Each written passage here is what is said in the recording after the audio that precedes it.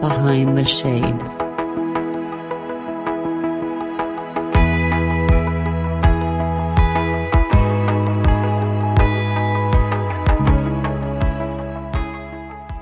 I am Kristina Herb. This is my husband, Herb. We are co-founders of Vibrant Family Education and also the co-host of Bringing Education Home, a podcast that you can find on all your platforms.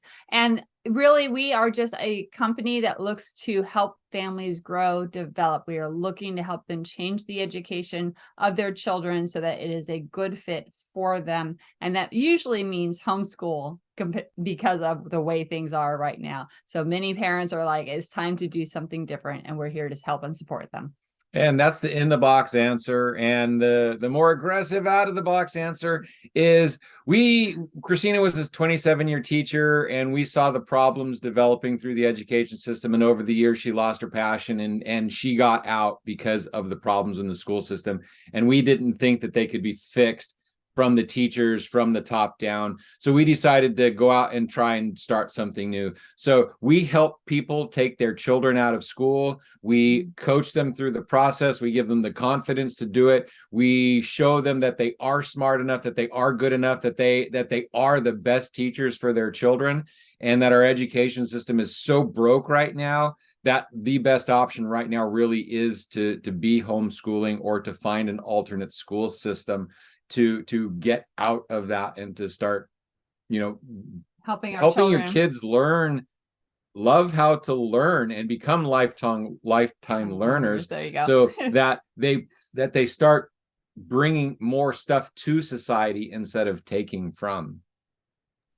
I know for many parents that, and especially you guys, because you guys are both helping people to do this, is that kids are so precious, kids are so innocent, kids are like the gems of the world, right? And I think even though people who don't have children, they're still protective in a way of kids. So how did the both of you decide that this is something that you wanted to do together? Well, that is really, really interesting because I have, as a teacher, I've always had my love of learning. I've always wanted to teach. And whenever the last couple of years in the classroom weren't going like I wanted to, I couldn't reach the parents the way I wanted to.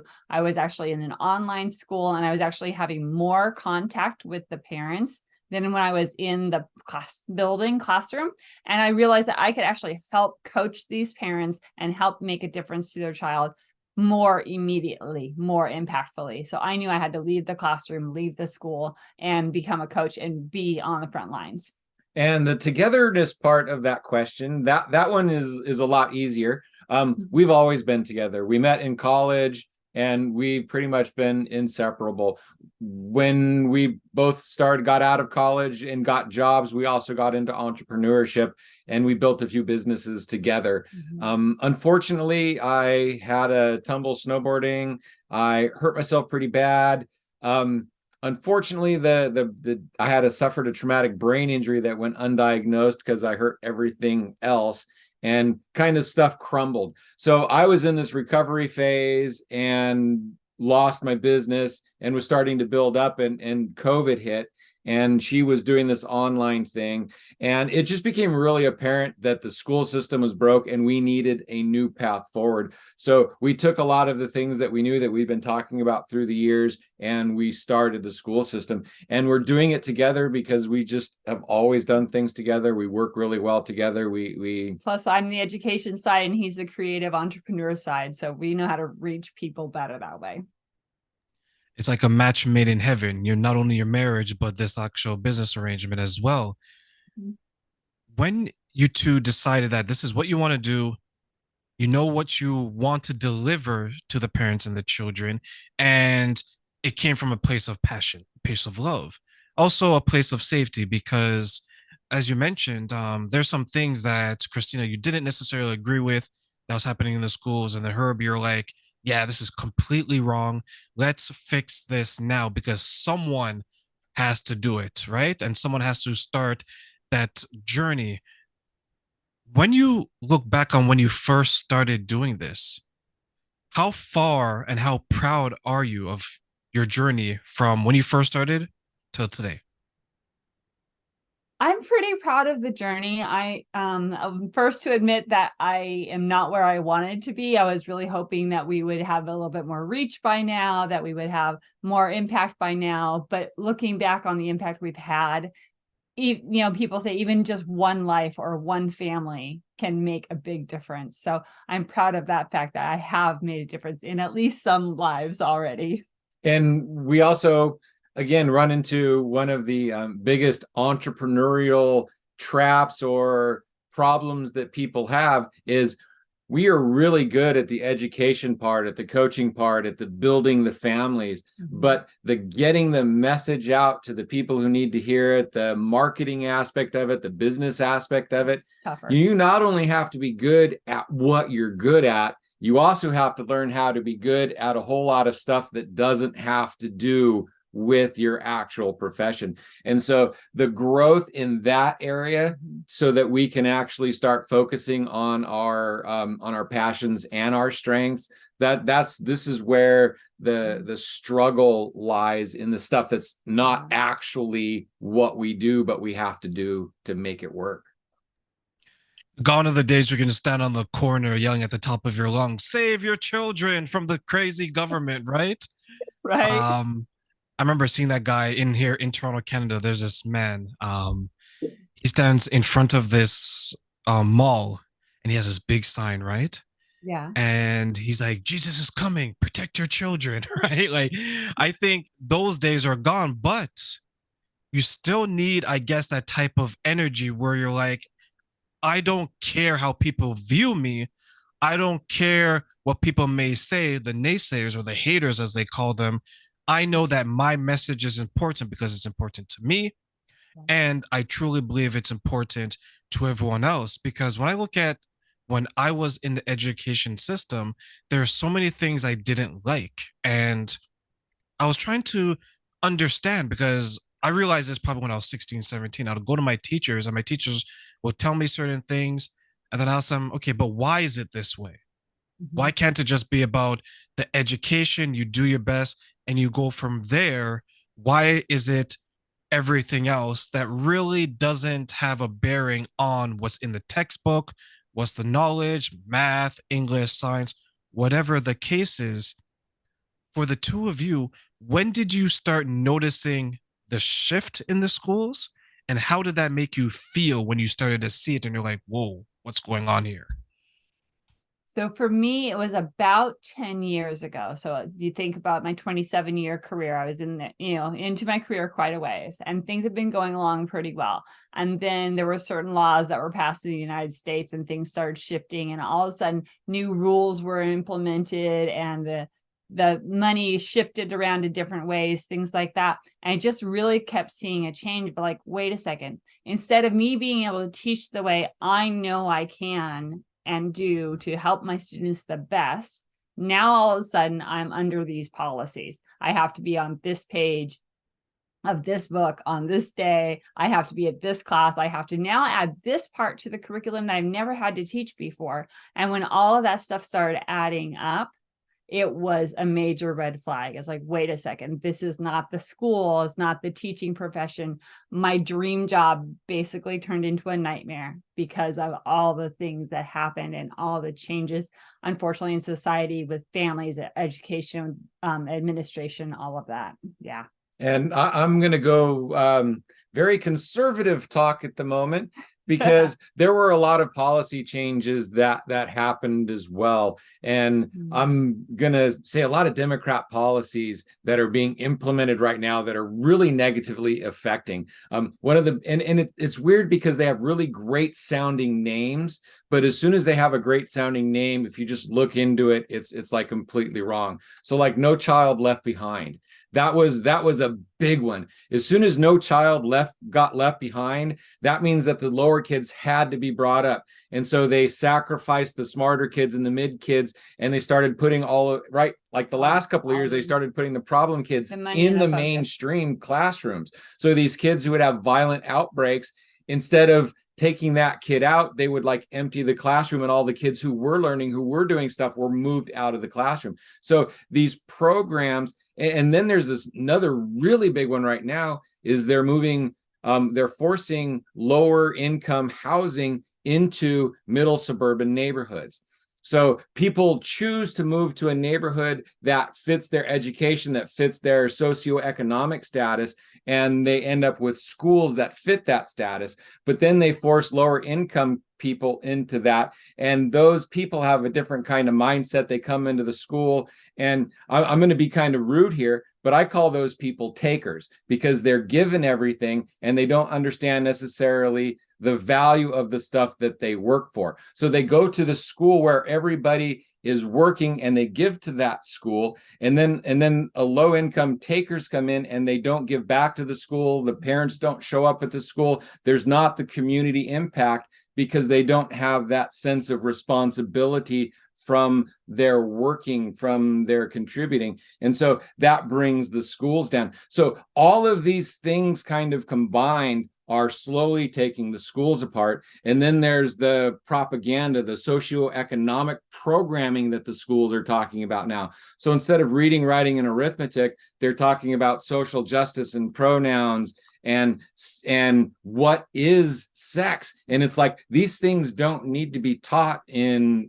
schools. That needs to be something that's taught at home. So the school actual work isn't necessarily being there anymore. So all of these problems, I mean, they've just been kind of rolling uphill and coming along, and people are just so brainwashed into the propaganda after all these years that they think that that's normal now, and so they don't want to take their kids out of school, because then they're going to miss all of that programming.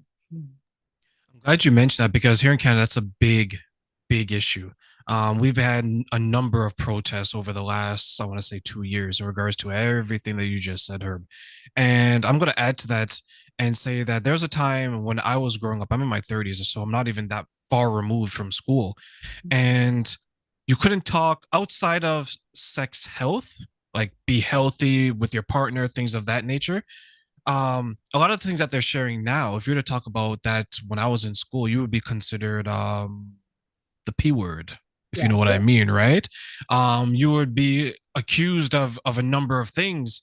And now I read an article where they want to introduce sexual material into the schools. I know it may be different in the States, because you guys are usually a little farther ahead, because you guys have your red and blue states. We don't have that division yet in Canada.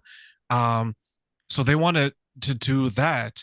And I know a lot of parents were protesting it, because they felt, what they were explaining was, I don't mind my children having that conversation, but allow me to have it with my children when I feel that it's appropriate to have it with their children.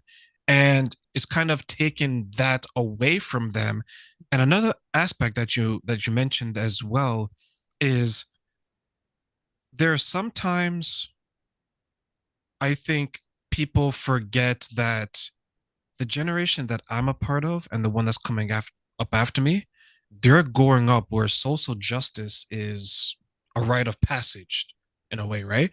Because it's in the schools, once they graduate, they try to bring it into the corporate world, and you see it, right? And that is something I struggle with in school, because I would go to my teachers and say, hey, this is how I'm performing, but the class is being disrupted because there's other people who necessarily aren't performing, whereas previously they would be in a different section, for lack of a better word, right? But now everyone's into one, because as you mentioned, no child gets left behind. So those who are performing are like, sometimes, what's the point? Because in Canada, one, every child passes. You can't fail, or you're not allowed to fail. Two, it kind of defeats the purpose of the report cards, because, well, ultimately there isn't a grading system. It's just, well, Kristina did well today because she can color her book well, and Herb did well because, he's able to sit still, because boys can't keep still, right? And he learned to behave, and he didn't stand out, and he was a good little citizen who didn't speak out, who didn't do anything, and he just made it through the day without making any waves. Those are the people who do best in school, and that's what our government is looking for, is just these little sheep that go through the gates and don't press any buttons. And And that isn't necessarily healthy right now. We need people to wake up and to save our planet. Every problem, we need this collective we need the people to rise to their best, because there's so many problems, and the government's not going to solve them. The people are. The government is supposed to give the problems to the people, and the people are supposed to rise to solve them. And then the government goes and figures out what the problems are and says, hey, this is what the problem is. Society, let's come up with a role for that. And instead they're like dumbing us down. They're taking away that responsibility. They're taking all of that away from us and we're saying, we'll fix it. You just get back into your lines. You just do your little stuff and we'll fix all your problems. And that's not the way, at least America was designed to be. This is a country of citizens, and the citizens are supposed to rise and fix the problems, and the government is just kind of supposed to show and discover where those are. So we as responsible citizens can actually rise up and fix the things that need fixing. How can we get back that power to rise up and fix what many of us believe is broken? For us, it starts with the family. It starts with the kids, which is why we're doing what we're doing. It's time for parents to really take charge of their child's education and really take charge of their family life and build that family, keep that family strong. Yes, get help if you need help. If you're weak in an area, get help. That's why there's so many coaches around. But take control of your family, take control of your children's education, and instill those family values that unfortunately have been lost, and let's keep building them back in, and then build that into the communities. Yeah, and there's the theory that you can't control an educated population. And so that's one of the reasons that the dumbing down of America is happening. They don't teach our Constitution, they don't teach our laws, they don't teach our rights. Instead, they push the entitlements, and they push, I should have this. And so people think, I should get this, instead of, hey, this is my responsibility for the country. So we need to go back to teaching responsibility, teaching personal responsibility, teaching stewardship, and that is no longer a principle that's taught in our school. So we need to actually go back to more conservative principles of personal responsibility, personal growth, becoming the best person you can be, instead of farming that off and letting other people take care of you. You need to grow and take care of yourself. That's interesting that you mentioned, because here in Canada, the majority of the people, numbers wise, vote conservatively here in Canada, right? So in America, you guys have states, we have provinces. So the majority of the provinces are conservative, because the majority of the people that vote are conservative. Last time I checked the numbers in America, because the blue states, for those who don't know, those Democratic states, because those states have such a vast number of people, it appears that the majority of the people vote Democratic, not conservative, right? Even really more interesting is there aren't any blue states in the United States. There are blue cities. If you look, even Oregon, which is like one of the bluest states there is, okay? It's Portland, Salem, and Eugene is blue. And the whole rest of the state, all the counties are red, deep red. It's just that the power centers where the most people are, and coincidentally, where the votes are counted, that is where the power actually lies. So Oregon, even though it's considered a blue state, almost every county in Oregon is actually conservative and red. It's just that where the power is held and where the densest populations of people are, it actually outranks. So, and that happens in California. California, there are like 90% of the counties are red. It's just the major population centers control the state. Yeah. Is that what you were going to say about Canada too? Is it kind of like that, the population? Yes. Where it's a little bit different. So, because America has a popular vote, but we still have like the majority, right? And then we have seats and things like that. And that reminded me of what he said, because someone gave me the example for Illinois, because Illinois is, many of the smaller counties are red, but like the bigger ones, Chicago, so on and so forth, they're blue. And perfect example of California. California has so many people, right? Because the big cities in that state vote blue. But if you look at the counties and smaller ones, it is red, right? I think there's a few states that maybe are the exception to that. I think like New York, maybe, But like overall, you're absolutely right. There's more people, but in Canada, the way it's structured is that if you show up, like for example, in the where I live, there's no Democratic Party. Like they have so few votes they don't even exist. Right. So, but if you go to other places, like the two corners of Canada are very democratic, where the center of it is would be considered red. And I think that plays a part on how you view the school system, because you're looking at it as, okay, family oriented, religion oriented, and your personal accountability. Whereas some other people may feel that, okay, if I vote the other way, you may feel that, okay, more of a unit. How can I get programs and things of that nature? So when we're putting it to the schools, if you were to say, okay, Trent, this is what we need to do, this is how we can do it, what would be the plan to get us back on track to that type of journey? We would still have to dismantle, at least the way it's set up in Oregon, we would still have to like dismantle a major part of the system, because in Oregon, the way the school system is set up is that we have like 8 huge districts throughout the whole state. There's not a whole bunch of districts. And then there's little itty bitty ones in the, the far reaches of the farming and the ranching land and things like that. But so like in 1994, they actually passed a law that said that a school that didn't have a high school had to merge with a school district that did. I lived in this adorable, wonderful little school district that was exactly what we talked about. They had the families, they had the values, they had the community backing, they had the programs that benefited the kids who needed what they needed. And it was 3 elementary schools. Two. It was 2 elementary schools. It was its own district. The West Union Elementary School District was one of the oldest school districts on the West Coast. It's school district number 1 in Oregon. School district number 1 in Oregon. Okay. And they forced this school district to merge into the Hillsborough school district because they had a high school, and it completely eroded the support base for the school system. They came in and they took the money that the parent teacher association and the computers that they had bought from the school, and they shipped it off to the high school because the high school needed the equipment more, because this school had such a wonderful parent and support group. Yeah. That when they were forced into the school district, the other school district came and basically raped the school. So to answer your question, we would have to reverse those kinds of laws and reverse those things. So the school districts get smaller again, and the schools and the communities get the communities get control back of their school district, so that you can have, again, the parents and the community deciding how the schools work, instead of, again, because it's parallel of the school. So like way over here is a group of people deciding what's going on over here. Like way over in Portland, people are deciding what's going on over in Eastern Oregon. So, it's the same kind of scenario. We need to get back to a more decentralized kind of a process.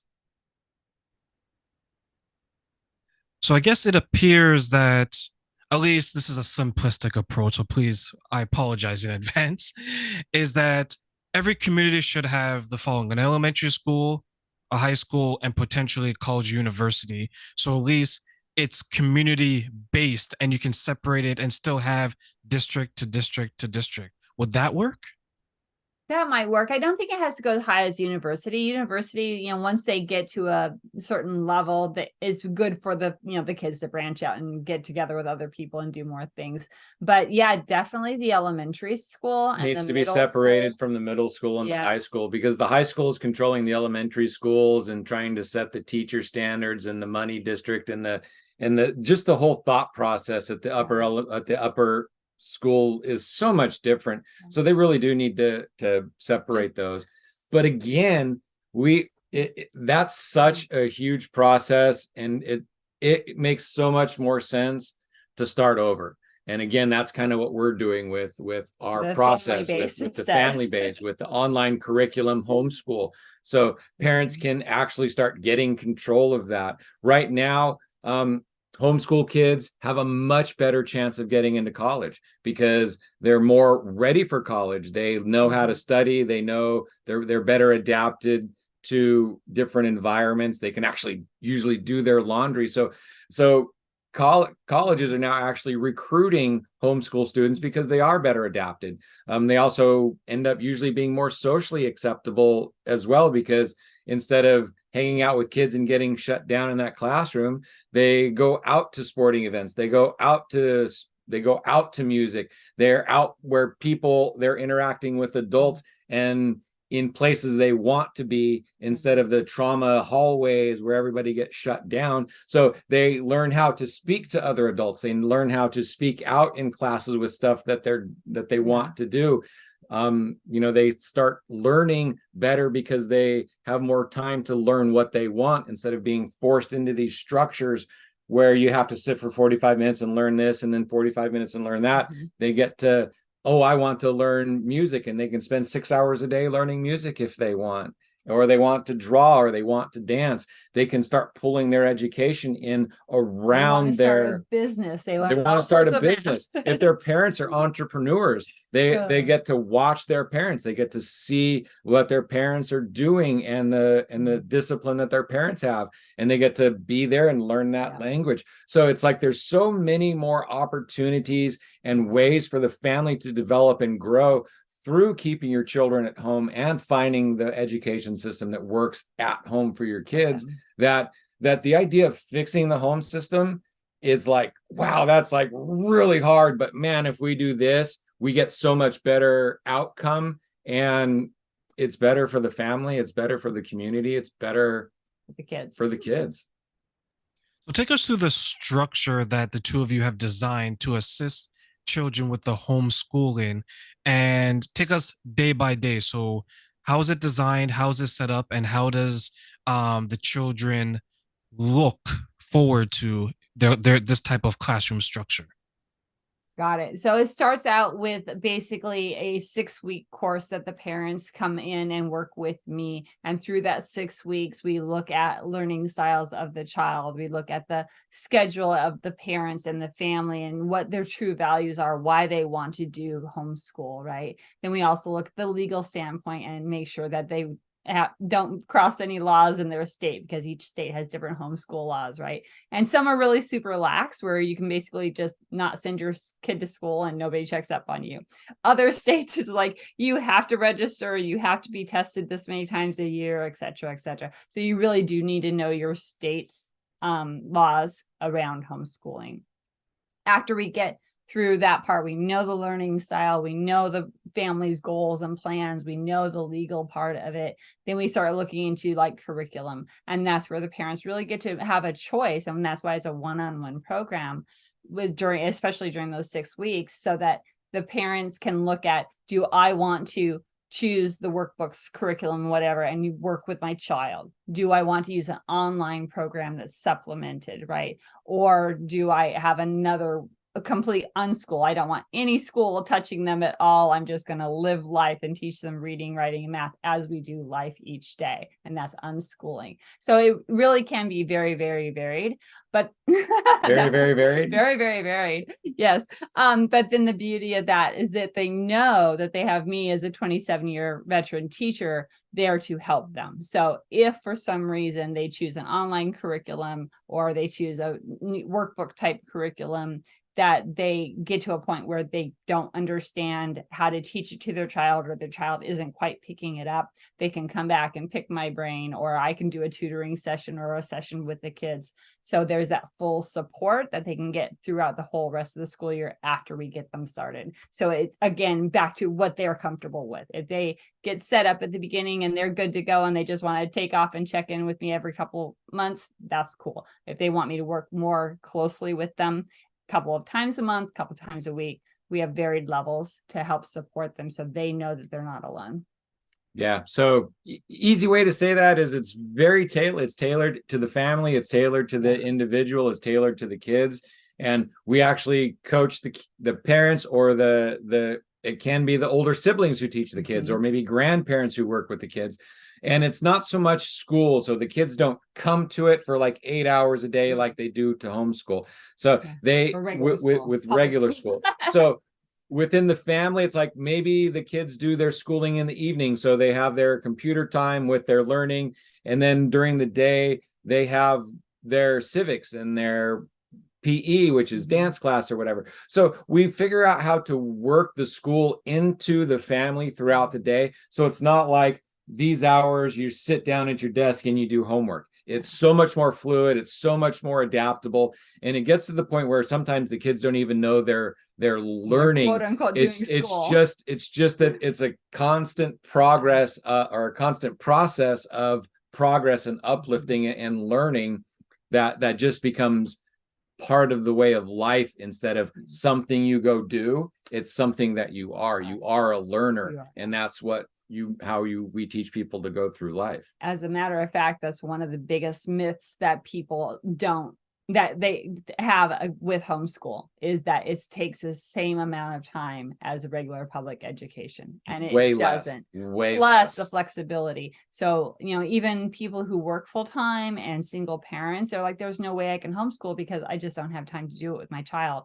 It's like, let's talk about that, because the way you can do it and when you can do it, there may be a possibility that you can still do it, even though you might be a single mom, especially if you're a single parent working from home. There are definitely ways to get it done if you really, really want to. Yeah. And we have so many different ways to hybrid systems together. So there's online, there's in person, there's pods. And so what works best for your family, we can help you figure that out so that it makes it work for you. Yeah. I'm glad you mentioned that last part, because over the last couple of years, a lot of people have felt very isolated because there's 2.5 years that we couldn't even touch anyone, right? No hugs, right? We couldn't even look at someone long enough because we were so fearful of each other, right? Yeah. And then there's the side of the argument when it comes to homeschooling that I've heard, and I've had this conversation here, is that the schools, even though the classes are huge, right, the kids still have that social aspect. So for those who are, and I knew that's going to get a laugh out of you guys, for those who make the argument saying that, well, homeschooling, my child is isolated, they won't figure out how to talk to people. How do you overcome the quote unquote fear of the social aspect of the homeschooling? Okay, so there's only a small 2 minutes. There's only a small percentage of kids who go to school that actually like it there. I was one of the smart kids, okay? I was picked on and isolated for being smart. There are kids that are picked on and isolated for being shy. There's personality types that are introverted and they just have the darndest time in school. And the extroverts who are outgoing, they seem to have a better time. So the worst traumas that ever happened to me were in the hallways in school between where there's a lot of unsupervised kids in a place they don't want to be. They're bored off their butts doing stuff they don't want to do. I mean, that trauma inducing hallway, so many people, even if they have had a great high school time, can remember those times where it wasn't so good. And so that, and now if you're homeschooled, right, and let's say you're one of those neurodivergent kids that always gets picked on, but now you're going to a dance class where you get to be with other kids who might also be neurodivergent, and you're all there for that purpose. So instead of having to go through this classroom or the school full of bullies, you're going to a place where people want to be and are working towards a thing. You're going to museums. You're going to where other adults are who are going to treat you with respect, and other parents who are going to keep those areas a little more safer so that they won't have those major trauma inducing where where wasn't the teacher? I mean, our kid got beat up once. He had an IEP. He was supposed to be with teachers. He was never supposed to be alone. The bus got to school early. They kicked him off the bus. He was in a group full of kids and he got beat up. It's like there was stuff in place to protect him and it didn't work. So I mean, that argument is so wrong. And the colleges are also finding out that the homeschool kids are so much better prepared. They know how to talk to the professors. They know how to solve problems. They know how to get shit done because they've been trained that through homeschooling, where in school, you get in trouble, you're made to sit down and do nothing. What are you learning from that?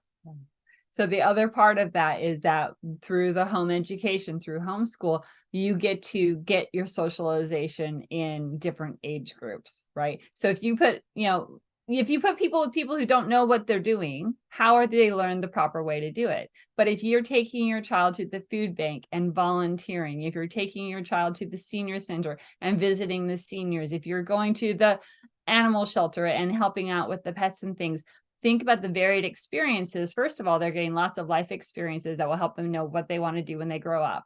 And then second of all, again, like Herb was saying, they are talking to people who are older, people who are younger, people who have different backgrounds, and they're learning how to communicate so much better. So the socialization really isn't an issue.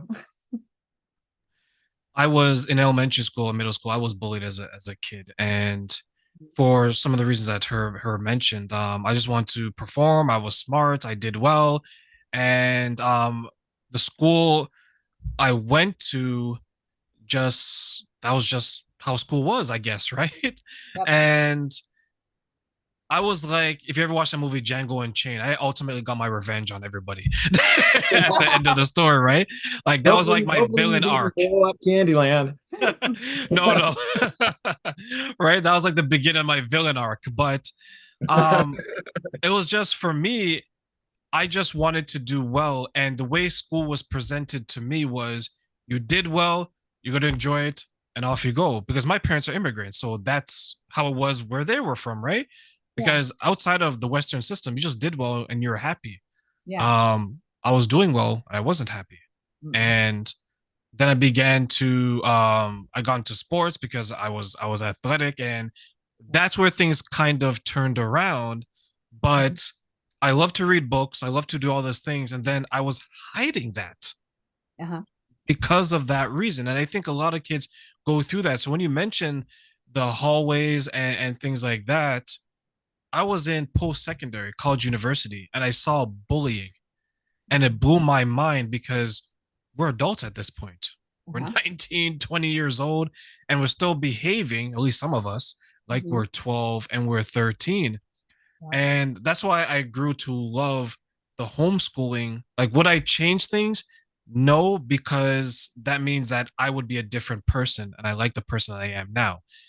Would I want someone to have my experience? No, I'd want something better. So as we close, tell them why this is the better option and how this truly does help children into the future. Well, one of the things that I've come up against a lot recently, and one of my signature talks I do with different podcasts and things, is about trauma and how to reduce that trauma. We are, as adults, we're all talking about, oh, well, I had this trauma and that trauma and I messed up from it and things like that. Well, if we all have all these traumas, then we have a messed up world. What if we didn't let our children have those traumas to begin with? Or if they did have them, they were dealt with and healed much more quickly. So they didn't get to be 30, 40 years old and all of a sudden fall apart because they realized that, they're still traumatized, right? I think if we want peace in our world, we've got to make sure that our kids have the challenges. You don't take everything away from them so they don't have challenges. They still need those experiences, some of them, but let's not leave them in this trauma-filled induced state that creates problems in the future. Let's give them a brighter future by having proper structure, proper challenges, and no trauma.